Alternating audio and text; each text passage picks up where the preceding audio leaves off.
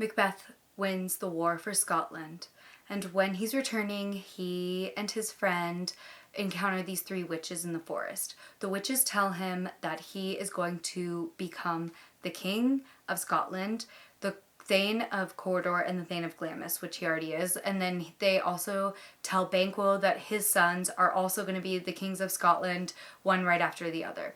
They don't really think much of this until the Thane of Cawdor is a traitor and executed, and then they give all his land to Macbeth. Macbeth then becomes the Thane of Cawdor and thinks that the witch's prophecy is true. He writes back to his wife to tell her, hey, these witches told me I'm going to be the Thane of Cawdor and the King of Scotland, and I just became the Thane of Cawdor, so I think we might become king and queen. She gets really stoked about this and decides that she's going to help make this prophecy come true. When he gets back, they devise this plan to murder Duncan.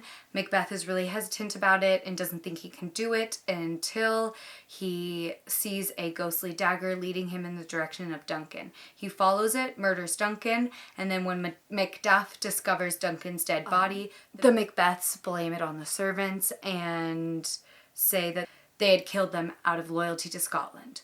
Duncan's sons flee the country. This pretty much frees up Macbeth to fulfill the witch's prophecy and become the King of Scotland. He does this, but it's not all it's cracked up to be, and he gets really paranoid that Banquo's sons are going to become kings, because remember that witches prophesize that too. And so he murders all of Banquo's sons and also murders Banquo. And then he sees Banquo's ghost. Macbeth is really worried that Macduff is plotting against him, which he is, so he has Macduff's entire family murdered, and Macduff gets really pissed off about this. Meanwhile, Lady Macbeth kills herself, and Macbeth goes back to the three witches. The three witches tell him that he cannot be killed by any person who is born of a woman, and he thinks this means he's immortal, but psych, Macduff kills him, beheads him, and the play's over.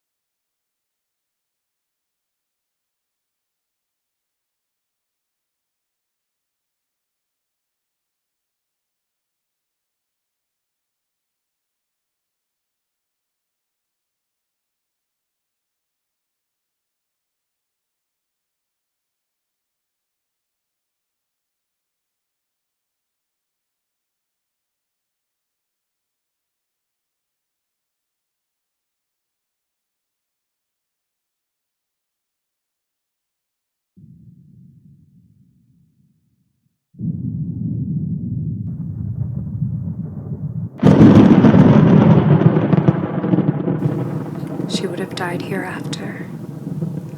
There would have been a time for such a word.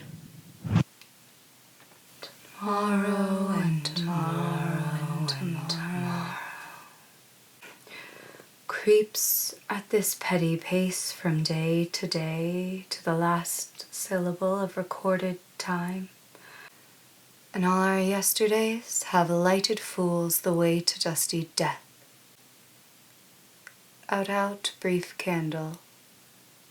Life's but a walking shadow, a poor player who struts and frets his hour upon the stage and then is heard no more. It is a tale told by an idiot, full of sound and fury, signifying nothing.